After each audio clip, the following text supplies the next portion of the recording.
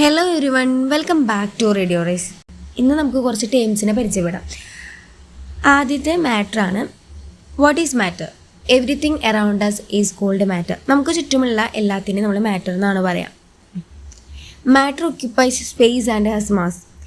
എന്തെങ്കിലും ഒന്നിനെ ഒക്യുപ്പൈ ചെയ്യാൻ സ്പേസ് വേണം, അല്ലെങ്കിൽ അതിന് മാസ് ഉണ്ട് എന്നുണ്ടെങ്കിൽ അത് മാറ്ററാണ്. ഇനിയിപ്പം കുറച്ച് പേർക്ക് നിങ്ങൾക്ക് ഡൗട്ട് വരും, എന്താണ് മാറ്റർ അല്ലാത്തത് എന്നുള്ളത്. ഇപ്പോൾ നമ്മളൊരു ഫോഴ്സ് കൊടുത്തു, ആ ഫോഴ്സിന് ഒക്യുപ്പൈ ചെയ്യാൻ സ്പേസ് വേണ്ട, അതുപോലെ തന്നെ മാസ് ഇല്ല, അതിനെയൊക്കെയാണ് നമ്മൾ നോൺ മാറ്ററായിട്ട് നമ്മൾ കണക്ക് കൂട്ടുന്നത്.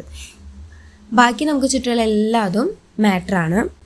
അതിന് കുറച്ച് എക്സാമ്പിൾസൊക്കെ ഞാനവിടെ കൊടുത്തിട്ടുണ്ട് നിങ്ങൾക്കൊരു ഐഡിയ കിട്ടാനായിട്ട്. Smallest particle of an element that retains chemical property of that element.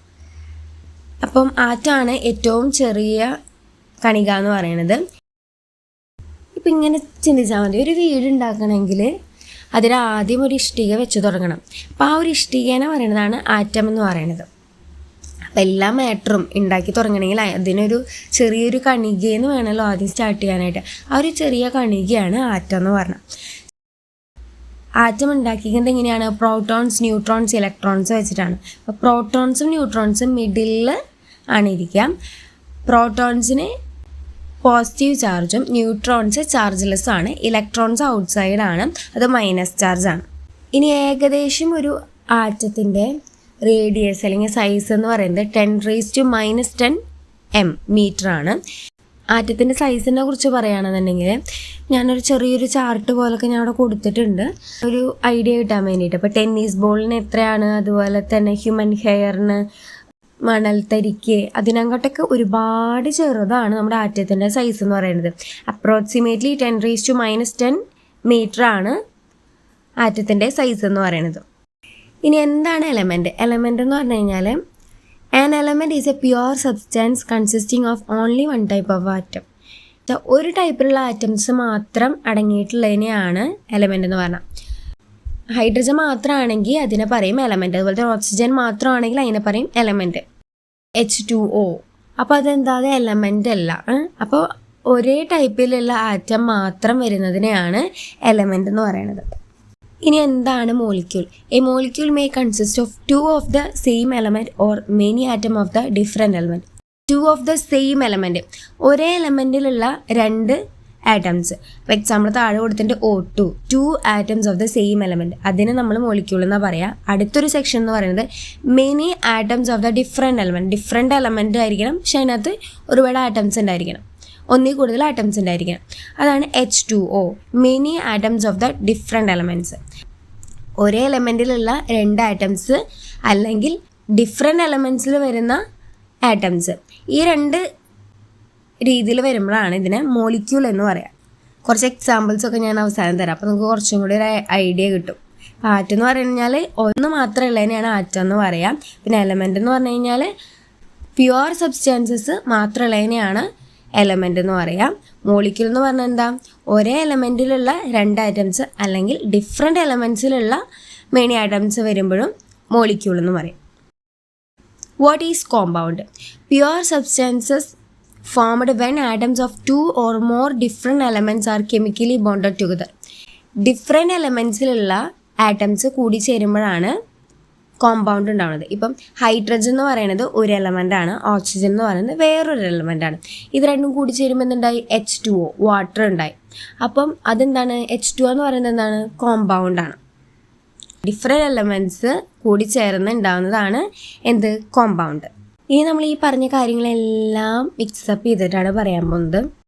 ഇപ്പോൾ വാട്ടറിനെ എടുത്തു. ഇപ്പോൾ വാട്ടർ എന്ന് പറയുന്നത് നമുക്ക് ചുറ്റുമുള്ളതാണ്, അപ്പോൾ അതിനെന്ത് പറയാം? മാറ്റർ എന്ന് പറയാം. വാട്ടറിൻ്റെ കെമിക്കൽ ഫോർമുലയാണ് H2O. H എന്ന് പറഞ്ഞൊരു ആറ്റം ഉണ്ട്, അതുപോലെ തന്നെ O എന്ന് പറഞ്ഞൊരു ആറ്റം ഉണ്ട്. അപ്പോൾ H മാത്രം എടുക്കുകയാണെങ്കിൽ അതെന്താ? ഒരേ പ്യുവർ സബ്സ്റ്റൻസസ് ആണ്, അപ്പോൾ അതിനെ എലമെൻ്റ് എന്ന് പറയും. അതുപോലെ തന്നെ ഓക്സിജൻ എടുക്കുകയാണെന്നുണ്ടെങ്കിൽ അതും എലമെൻ്റ് ആണ്. ഇനി H2O, അത് രണ്ടും കൂടി കമ്പൈൻ ചെയ്ത് കിട്ടുമ്പോൾ എന്താണ്? H2O ആണ് കിട്ടുന്നത്. അപ്പോൾ എന്താ, കമ്പൈൻ ചെയ്ത് കിട്ടുന്നതിനെ നമ്മൾ പറയുന്നതാണ് കോമ്പൗണ്ട്. പിന്നെ അതുപോലെ തന്നെ നമ്മൾ ഏറ്റവും ആദ്യം നമ്മൾ പഠിച്ചായിരുന്നു മോളിക്യൂൾ എന്താണെന്നുള്ളത്. മോളിക്യൂൾ എന്ന് പറഞ്ഞു കഴിഞ്ഞാൽ 2 രീതിക്കാണ് വരിക. 2 atoms of the same element, ഒരേ എലമെൻറ്റിലുള്ള 2 ആറ്റംസ് വരുമ്പോൾ അതിനെ മോളിക്യൂൾ എന്നാണ് പറയുക. അതുപോലെ തന്നെ ഡിഫറെൻറ്റ് എലമെൻറ്റിൽ നിന്ന് മെനി ആറ്റംസ് വന്നാലും അതിനെ മോളിക്യൂൾ എന്ന് വരിക. അപ്പോൾ H2O എന്ന് പറഞ്ഞാൽ ഡിഫറെൻറ്റ് എലമെൻ്റ് ആണ്. അതുപോലെ തന്നെ അതിൽ മെനി ആറ്റംസ് ഉണ്ട്. H2 എന്ന് പറയുന്നത് മെനി ആറ്റംസ് ആണ്. O എന്ന് പറയുമ്പോൾ അത് വേറെ എലമെൻ്റ് ആണ്. അപ്പോൾ അതിനെന്ത് പറയും? മോളിക്യൂൾ എന്ന് പറയും. അപ്പോൾ ഇതിൽ നിന്ന് നമുക്ക് എന്താണ് മനസ്സിലായത്? അപ്പോൾ H2O എന്ന് പറയുന്നത് കോമ്പൗണ്ട് ആണ്, അതുപോലെ തന്നെ മോളിക്യൂളാണ്. അപ്പോൾ അതിൽ നമുക്കൊരു കൺക്ലൂഷനിലേക്ക് എത്തുവാണ്. All compounds are molecules but not all molecules are compounds. എന്താ പറയുന്നത്? ഓൾ കോമ്പൗണ്ട്സ് ആർ മോളിക്യൂൾസ്, എല്ലാ കോമ്പൗണ്ട്സും മോളിക്യൂൾസ് ആണ്. പക്ഷേ but not all molecules are compounds, എല്ലാ മോളിക്യൂൾസും കോമ്പൗണ്ട്സ് അല്ല. അപ്പോൾ അതിൻ്റെ എക്സാമ്പിൾ പറയാം. O2 എന്ന് പറയുന്നത് എന്താ? നമ്മൾ ആദ്യം പറഞ്ഞ പോലെ അതൊരു മോളിക്യൂളാണ്. പക്ഷെ അതൊരു കോമ്പൗണ്ട് ആണോ? കോമ്പൗണ്ട് അല്ല. കോമ്പൗണ്ട് എന്ന് പറയുന്നത് എങ്ങനെ വരിക? ഡിഫറെൻറ്റ് എലമെൻറ്റ്സ് കൂടി ചേരുമ്പോഴാണ് കോമ്പൗണ്ട് എന്ന് പറയാം. ഇപ്പോൾ H2O എടുക്കുകയാണെങ്കിലോ അത് ഡിഫറെൻറ്റ് എലമെൻറ്റ്സ് കൂടി ചേർന്നിട്ടുണ്ടായതാണ്. അപ്പോൾ അതിനെ കോമ്പൗണ്ട് എന്ന് പറയും. പിന്നെ അതുപോലെ തന്നെ നമ്മൾ നേരത്തെ പറഞ്ഞ പോലെ മോളിക്യൂൾ എന്നും പറയും. അപ്പോൾ ആ ഒരു സ്റ്റേറ്റ്മെൻറ്റ് അവിടെ പ്രൂവ് ചെയ്തില്ലേ നമ്മൾ? ഓൾ കോമ്പൗണ്ട്സ് ആർ മോളിക്യൂൾസ്, എല്ലാ കോമ്പൗണ്ട്സും മോളിക്യൂൾസ് ആണ്, പക്ഷേ എല്ലാ മോളിക്യൂൾസും കോമ്പൗണ്ട്സ് അല്ല. ഒരു കൺഫ്യൂഷൻ വരും. ഒന്ന് ചിന്തിച്ച് കഴിഞ്ഞാൽ മനസ്സിലാവുന്നതേ ഉള്ളൂ കേട്ടോ. ഇപ്പോൾ ഇന്നെടുത്ത ക്ലാസ്സിനെ റിലേറ്റ് ചെയ്ത് ഞാനൊരു ക്വസ്റ്റ്യൻ തരാം. അപ്പോൾ അതൊന്ന് ചെയ്യാൻ പറ്റുന്നുണ്ടോ എന്നുള്ളതൊന്ന് നോക്കണേ.